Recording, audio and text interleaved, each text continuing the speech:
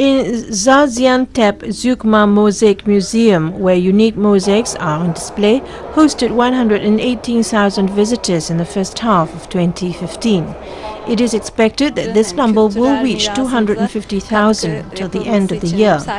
Last year, 220 people visited Zugma Mosaic Museum in Turkey. Hundreds of unique mosaics such as bronze statue of Mars and Gypsy Girl mosaic are displayed on 2,748 square meters. The target is to increase the size to 3,000 square meters until the end of 2015. Foreign visitors of the museum mostly come from Germany, Holland and Belgium. Another historic spot is in Mersin, Soli Pompeipolis ancient city, which dates back to BC 700. Excavations started in 1999 and are continuing in the city. The work will focus on uncovering and restoring the rest of a Roman-era street lined with columns. Inside shots, Zugma Museum. Movable type printing is one of the four great inventions of ancient China. This time-honored technology finds a modern-day champion in the coastal city of Qingdao. Print your letter, then seal it with hot wax. Not just a bit of nostalgia, but a living, breathing monument of ancient China's inventiveness. Ruan Tongmin, the director of the specialist printing house in Qingdao called Time Mark, can tell you every story of every object here. His own connection with the ancient craft dates back more than 2 decades.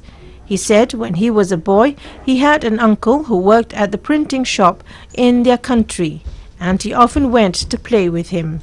Ruan thinks that this was when he grew attached to printing stuff.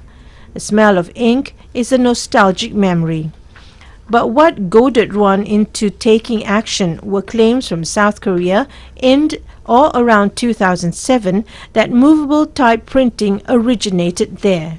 Ruan said he heard from a friend that visitors can experience the craft for free at the airport in South Korea. They can claim something that is not theirs. Why are we sitting here doing nothing to pass it on? So in his 30s, Ruan Tongmin started a new career in old printing. Getting started, however, proved much harder than he had expected. He had to contract a lot of antique dealers and travel the country in search of old machines and printing modules. But finally, 1 year and 1 million yuan later, he managed to assemble everything he needed and opened his printing house on Nanjing Road. The investment has paid off, and Ruan now receives more visitors to his ink-scented premises than he could ever have imagined. One visitor said many of his friends have strongly recommended this place to him, and he has seen a lot about it on WeChat Moments, so he has come to take a look. A girl said it's very interesting, and this is rarely seen these days, so it's quite fun to do this with her own hands. Ruan's collection of machinery continues to grow. He's especially proud of this one, dubbed Little Monster, which was made in Germany in the 1950s. You can brush ink on it after the wheel starts to spin, then you can get this pattern. Isn't it beautiful? Ruan Tongmin is now developing side businesses alongside his printing, including vintage-style tailoring, but his most ambitious goal is to open Time Mark printing houses across the country. China held a ceremony on a South China Sea island on Friday to mark the beginning of operation of 2 large lighthouses. The Huiyang Lighthouse and Qigua Lighthouse are located on Huiyang Reef of China's Nansha Islands. As the first civil aids to navigation in the Nansha waters, the lighthouses will greatly improve navigational conditions and reduce navigational risks by providing route guidance, safety information and emergency rescue and other public services to vessels sailing in the waters. A local fisherman said the lighthouse will be very useful for them. If the navigation system breaks down, they can see it from afar. Construction of the 50-meter-high cylindrical Huangyang and cone cylindrical Qigua lighthouses began on May 26th this year. The reinforced concrete structures have a light range of 22 nautical miles and a glowing cycle of 8 seconds. The different parts of their 4.5-meter lanterns, according to different functional requirements, are made of bronze, steel and alloy steel respectively, and protected by a zinc coating and anti-corrosion paint. Thanks to the automatic identification systems, the VHF stations inside the lighthouses, efficient navigation services, including positioning reference, route guidance and navigation safety information, will be provided to ships, which will improve navigation management and emergency response. South China Sea is an important maritime lane of communication connecting China and the rest of the world, as well as a critical maritime corridor linking the Pacific Ocean and the Indian Ocean. The severe shortage of navigational aids and maritime emergency and oil spill response forces and facilities in the South China Sea has immensely hindered navigation safety and economic and social development in the region. The 2 lighthouses will improve civil aids to navigation in the South China Sea.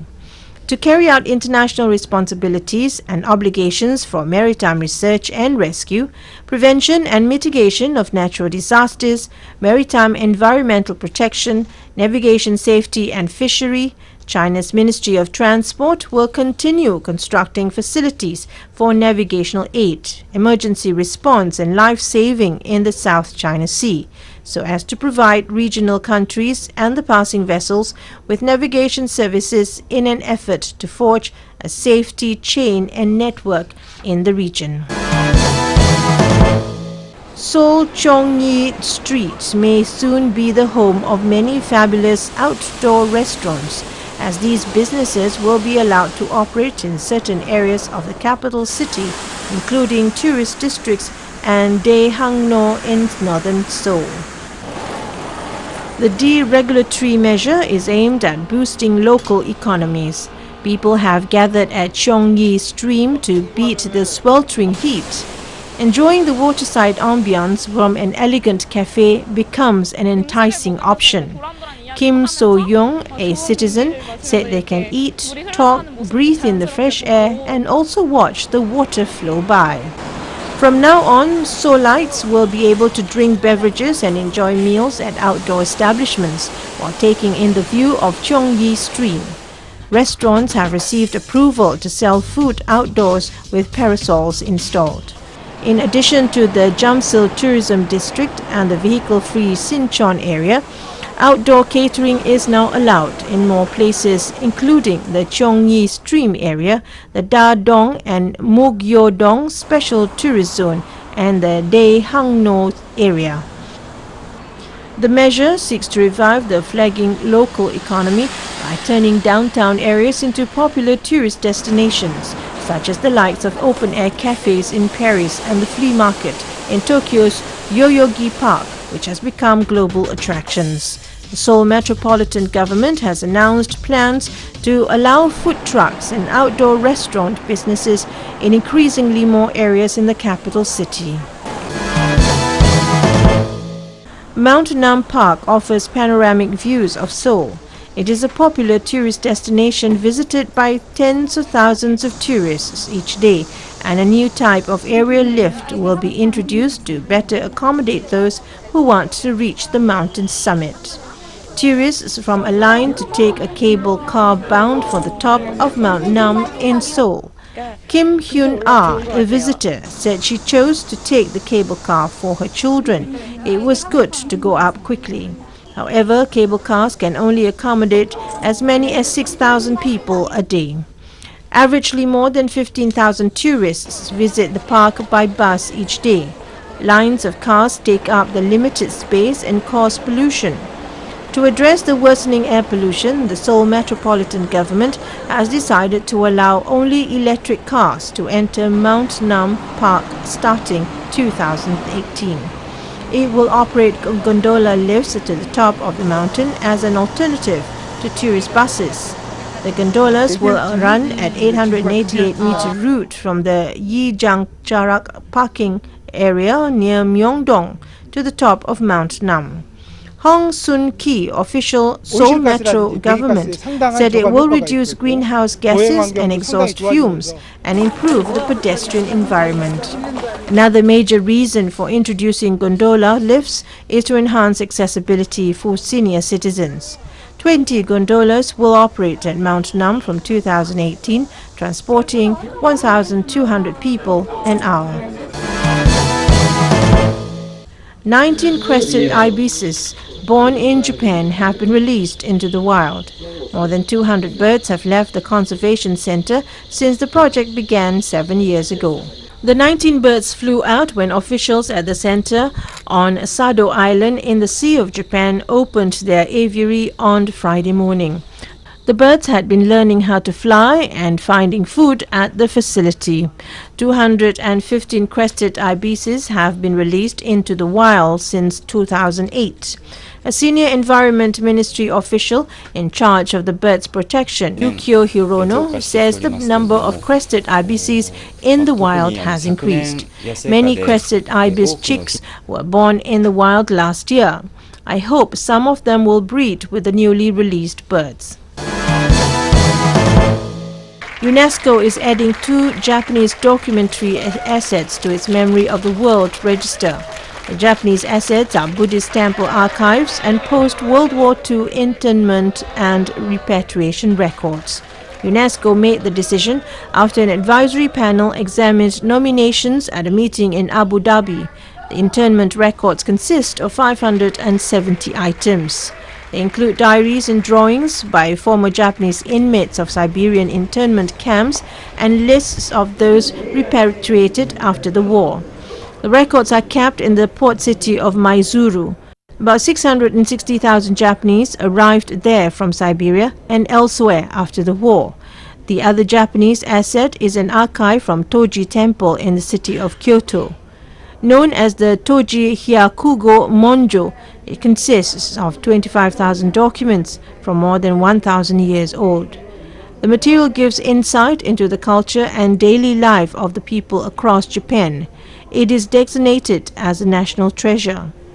UNESCO's decision means 5 Japanese assets are listed on the Memory of the World Register. In Barkamol Avlod, or a mature generation, Children's Center of Termiz City, Uzbekistan, held Fair of India exhibition. The exhibition showcased products manufactured by more than 20 companies of India. India has a valuable history. It has a traditional and strong cultural, trade and economical relationships. Most importantly, sincere friendship bonds with Uzbekistan. Besides that, there are similarities in history, literature, music, graphic art and architecture of Uzbekistan and India. Ever since independence, cooperation bonds between 2 countries are becoming stronger.